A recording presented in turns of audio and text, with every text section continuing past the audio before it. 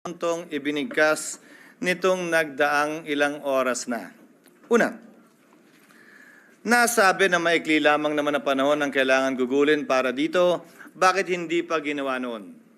Hindi ba't obvious na nakita po natin itong nagdaang magtatatlong oras? Na oras na pinag-usapan natin ang impeachment, mahaba ang diskusyon. Hindi ito simpleng 30 minuto lang sa pag-issue ng summons dahil kailangan pahintulutan at payagan ang mahaba at malayang debate. At bago po ako lumayo, nais kong pasalamatan ang aking mga kasamahan dito sa Senado para sa isang maayos, civil at naaayon sa rules natin na diskusyon at debate. Ayon na rin sa sinumpaan nating tungkulin na pagpasahan ng lahat ng bagay nang naaayon sa ating paniniwalang tama at nararapat nating gawin. Hayaan mong simulan ko po ang ilang mga binanggit. Mr. President, Your Honor, I wrote the members of the Senate on February 24, 2025, outlining the basic reasons why we cannot, as of yet, schedule the impeachment complaint. Much has been said about the term forthwith, which I wrote to each and every member of the Senate. Mr. President, Your Honor, we are governed not only by the Constitution but also our rules. We are governed as well by precedents. We are governed as well by decisions of the Supreme Court pertaining to this matter. Allow me to, for the record, cite a few regarding this matter, lest they may think that it is only a one-sided opinion with respect to their definition of forthwith na agad-agad. Kada senador marahil may kanya-kanyang opinion kaugnay nito. Hindi ko pwedeng hayaan na sa record natin ay hindi maisabi ang ibang opinion kaugnay nito. Una, nakasaad po sa saligang batas kaugnay sa papel na dapat gampanan ng Kamara na dapat tugunan nila ang pagsampa ng impeachment complaint sa loob ng mga takdang panahon. Kung ilang session days para ilagay sa calendar, ilang session days para ilagay sa Committee on Justice, ilang session days para pagpasahan, ilang session days para pagdesisyonan ng plenaryo ng Kamara. Nakalagay din sa rules ng Kamara, anumang impeachment complaint regularly filed by one member, dapat po immediately, hindi po forthwith, immediately, i-transmit ng Secretary General sa Speaker. Nakalagay din sa sariling rules ng Kamara, ang Speaker dapat sa loob ng 10 araw i-refer sa Committee on Justice. Bakit mahalaga yon? Dahil sang-ayon sa desisyon ng Korte Suprema sa Francisco case, dyan magsisimula ang 1-year ban sa pagsasampa ng pangalawa, pangatlo o pang-apat na impeachment complaint. Hindi yan ginawa ng Kamara. Sa katotohanan, hanggang nag-adjourn tayong lahat bilang Kongreso noong February 5, hindi yan ginalaw ng Secretary General sa kabila ng magkatabi lamang naman ng opisina ng Secretary General at ng Speaker. Sasabihin marahil ng ilan, tapos na yan. Lumipas na yan, tulad ng sinabi ni Senator Coco, wala na tayong magagawa dyan. Nandun ako. Pero may katanungan akong iiwan bago nating lisanin ang puntong yan. Nasaan yung mga nagrereklamong dapat agad-agad? Nasaan yung mga nagsasabing ngayon na, wag nang pagpaliban, ba't ba dinedelay? Inupuan po na mahigit 2 buwan, magtatatlong buwan nga ito. Hindi inaksyonan. Wala naman ako narinig na nagreklamo na nasa na yung agad-agad. Sa kanila nakalagay immediately, may takdang araw pa. Yan ang paksa ng petition sa Korte Suprema ngayon na inihain ni Vice President Sara Duterte kaugnay sa pag-iiwas sa tinatawag niyang 1-year ban na nakasaad sa saligang batas. Now let me proceed to forthwith. I quoted this in my letter to all the senators. Forthwith, citing various cases, Mr. President, Your Honors, means within a reasonable time, which may be longer or shorter period according to the circumstances of a particular case. It means it is elastic in nature and varies with every case. Quote, it may be modified by circumstances and the nature of the duty to be performed. Marami po nagsasabi ng opinion na agad-agad. Kung gaano karami po ang abogado, kung gaano karami po ang marunong at magaling, gaano din kadami marahil ang kanilang interpretasyon. Pero nasaan ang probisyon ng saligang batas, desisyon ng korte nag-iinterpreta doon na nagsasabing agad-agad nga ang ibig sabihin yan, samantalang hindi naman agad-agad ang interpretasyon ng salitang immediately ng Kamara. Kung talagang immediately ang gusto, edi sana ang sinulat ng mga nagsulat ng konstitusyon, immediately din tayo. Eh yung immediately nga ng House, hindi yun ang interpretasyon. Tapos tayo ganyan. If the prosecutors themselves, the complainants themselves were not that interested and sat on these complaints for over 2 months, tayo bigla ngayon, mamadaliin nila habang nagpabanjing-banjing sila ng mahigit 2 buwan sa mababang kapulungan. Pangalawa, bagaman tama si Senator Pimentel at sang-ayon ako na pwede tayo mag-trial habang recess. Ginawa na po yan sa kaso ni Chief Justice Corona. Again, we are governed not only by the Constitution, by our rules, but also by precedents. Subalit, may malaking pagkakaiba. Dapat nasimulan, na-refer, at nagkaroon ng plenary action sa articles of impeachment upang makonstitute ang impeachment court bago ito magpatuloy habang recess. Maraming nagsabi, mag-trial na tayo, mag-convene na tayo, sumampa na tayo habang recess. Sa pananaw at palagay ko, labag yan sa saligang batas. At dun sa mga talagang gustong matanggal si Vice President Sara Duterte, dun sa mga galit sa kanya, inis sa kanya at gustong madali itong impeachment, para mo lang dinagdag, binigyan siya ng dagdag na balang questionin ito sa Korte Suprema. Dahil hindi po pwede yan.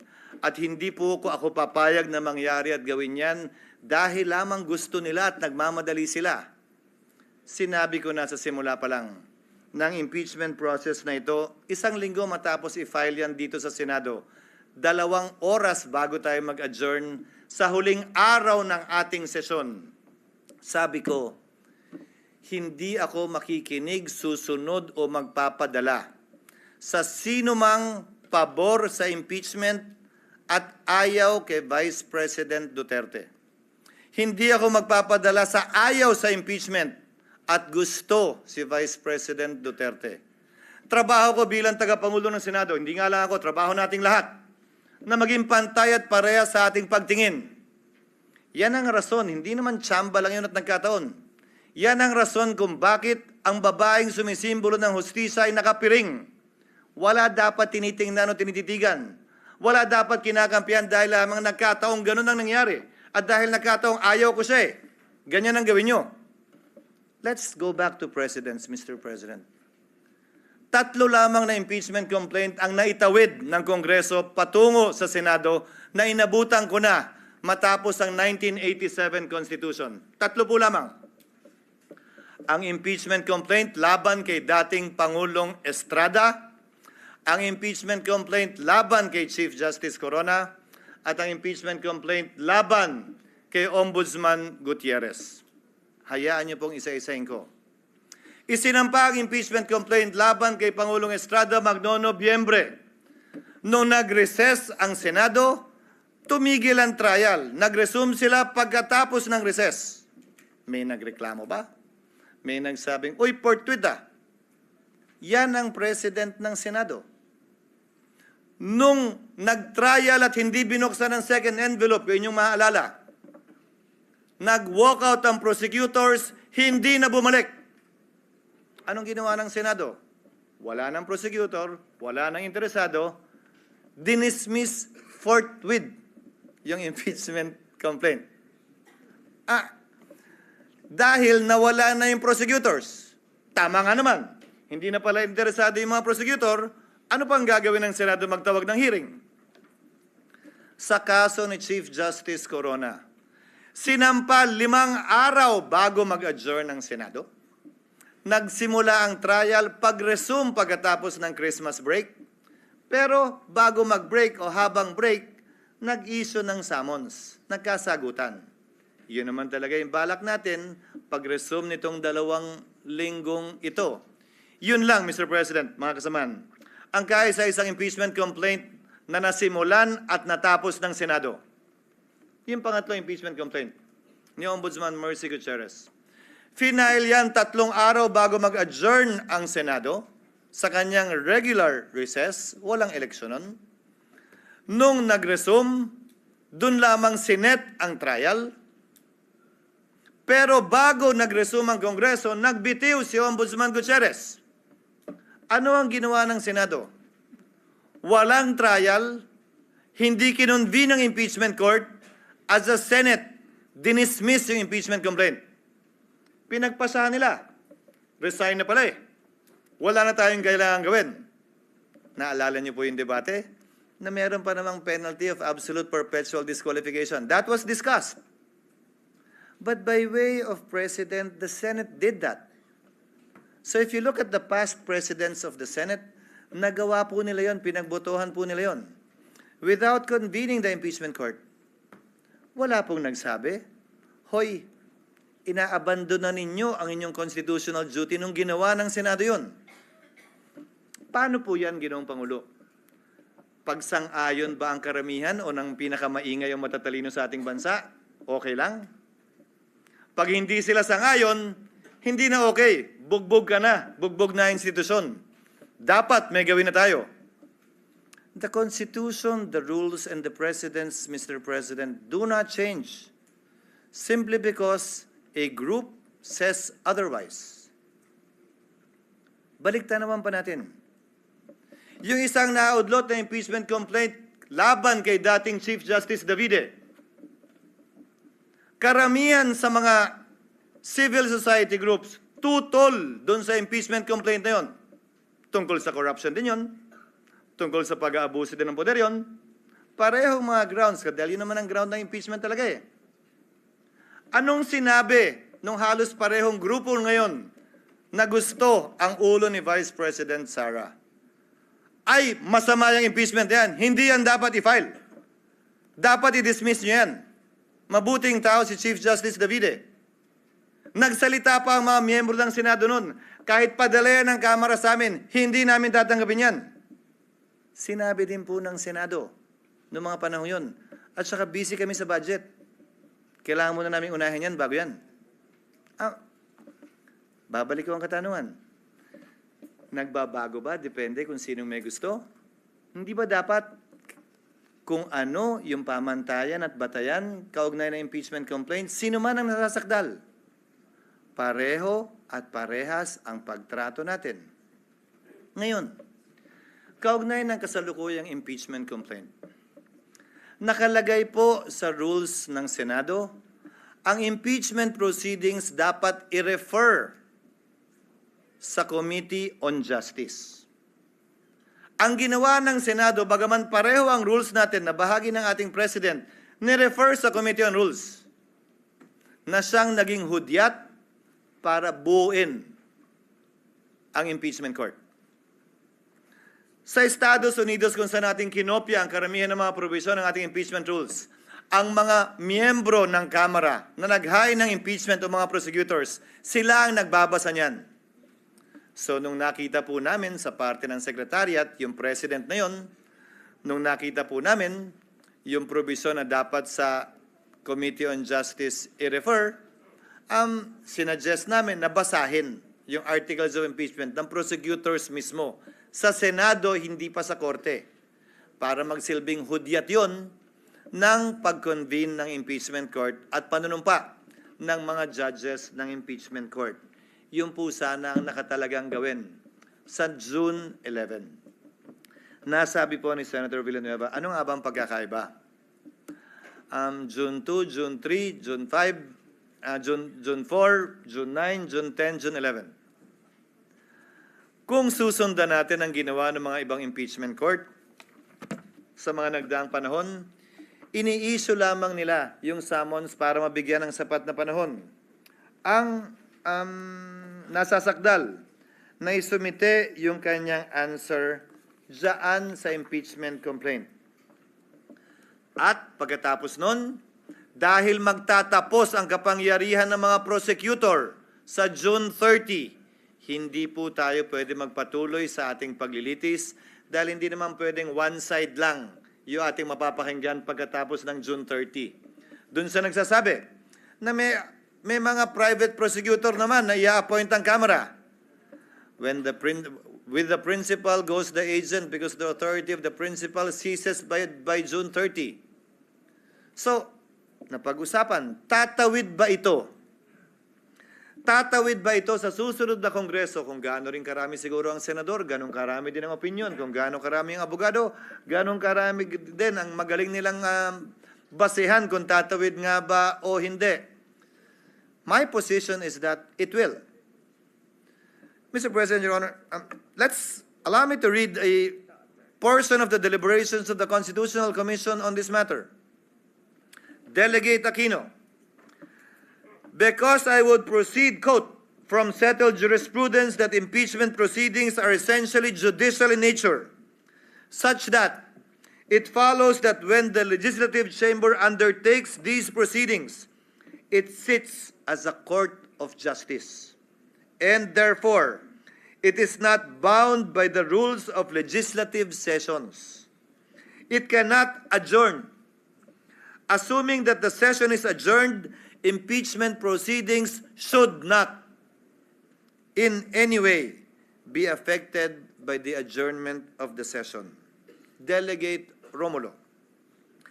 That is not precluded from our proposal. If the Commissioner wants to make it explicit and to suggest amendments to that effect, I suppose I would not object. Our thinking is that if the Commissioner's premise is that it is like a court of justice, maybe an adjournment of the hearing will certainly not preclude it from continuing the proceedings on some other day. In other words, it could not lose jurisdiction just because of adjournment. Add to that, Mr. President, what the minority leader said during earlier sessions we've had. Hindi porkit pinalitan yung judge, dismissed agad lahat ng kaso at magsisimula uli. Ang prinsipyo pa ng batas na nagsasabing anumang sinimulan, dapat lamang tapusin. Plus ang president natin, kaugnay sa SET, na tumatawid yung kaso sa SET, bagaman nagpalit ng Kongreso, bagaman nagpalit ng mga miyembro ng Senado at maestrado ng Korte Suprema. Now, allow me to state a few more things before I yield the floor. Mr. President, Congress cannot pass an irrepealable law. Very much so that we cannot bind the next Congress. Whatever we decide with respect to this issue, kung tatawid nga ba o hindi, would have to be confirmed, affirmed, or rejected as the case may be by the 20th Congress. Some of us will be part of that. Some of us will no longer be part of that. But we cannot tie their hands and bind their hands. But the same is true, Mr. President, Your Honor, if at all, with the House of Representatives as well. The 19th Congress also, to my mind, cannot bind. If the 19th Congress Senate cannot bind the 19th Congress, the 20th Congress Senate, then in the same breath, the 19th Congress House cannot bind the 20th Congress House. Certain procedural, to my mind, compliances need to be made in order for this to be done. As a last point, Mr. President, Your Honor, oo nga po at marami nagpapahayag na opinyon at maraming sinasabi laban sa Senado at higit pa sa sino mang miyembro ng Senado laban sa inyong lingkod. But I consider that as part of the burden of leadership, Mr. President, Your Honor. Bahagi yan ng trabaho bilang tagapangulo ng Senado na balikatin kung anumang pagsubok, anumang pasanin, anumang patutsada na ibabato sa Senado o sa tagapangulo ng Senado kaugnay ng ginagawa o di nito ginagawa. Pero alalahanin din sana ng ating mga kababayan, bagaman karapatan nilang sabihin at magsabi ng kanilang nasa sa loob, tulad ng paggalang na ginagawa natin sa mga nagpapahayag ng kanilang opinyon sa labas lamang ng Senado. Para po sa akin, lahat po ito ay welcome at respetado ko dahil sa isang demokrasya, importante ang malayang pagpapahayag ng opinyon. Sa isang demokrasya, Ginoong Pangulo, Hindi naman pwedeng nagkakasundo tayo sa lahat ng bagay. Sa isang demokrasya, tama lang, okay lang at dapat lang na magkakaiba tayo ng pananaw basta't hindi tayo nagsasakitan, basta't hindi tayo nag-aaway o dumarating sa punto na magkakasakitan. Malaya tayo makakapagdebate pero sa dulo, tulad lamang ng nakarang eleksyon, pagbobotohan po natin ito at ito'y masesettle sa pamamagitan ng botohan. Sino man ang manalo sa botohan, hindi nangangahulugang tama. Sino man ang matalo, hindi nangangahulugang mali. Iyon ang gusto ng nakararami. Gayon din sa mga opinyon na inihahayag sa ngayon. Hindi porkit yan ang tingin ninyo, tama na kayo. Hindi porkit na hindi sang-ayon ang ibang tao sa inyo, mali na sila. Hindi po ganun yun. That I am not, or anyone here in the Senate is not on your side, does not mean that they are wrong and you are right. Only history will be the judge of that. Kaugnay naman ng mga legal na opinyon. Dapat ganito, dapat ganyan, ito ang forthwith, dapat ngayon na, dapat bukas, pwede sa Miyerkules. Ang pwede lamang po naman magpasya ng legalidad niyan ay ang Korte Suprema. Hanggat hindi po nangyayari yan, malaya tayong pwedeng magdebate at sabihin ang ating kanya-kanyang posisyon na buong na bukas at buong pahintulot ang binigay ng Senado para mapakinggan yan. Hindi lamang sa iba't ibang social media platforms, pati dito sa plenaryo ng Senado. Again, Mr. President, before I conclude, I thank our colleagues for enunciating their opinion, their positions on this matter, and for the healthy debate that we saw and heard regarding this matter. As stated by Senator Tulfo earlier, at some point in time, we will have to put this to a vote. And as I believe, we will put this to a vote in the next few minutes. Hiling at dalangin ko, ano man ang maging resulta na ninanais ng mas nakararami, galangin ng kada at bawat miyembro ng Senado. Dahil sa dulo, tagapangulo man ako ng Senado, batikang senador ka man o baguhan, tigi-tigisan lang po tayo ng boto. Pantay-pantay po tayo pagdating sa kapasyang ito. Maraming salamat po sa inyong pasensya, sa oras at paumanhin kung medyo mahaba-haba po ng konti ang aking mga sinambit na salita.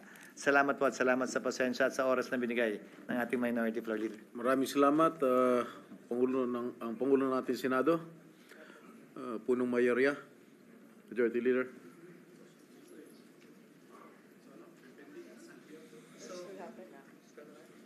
Session suspended.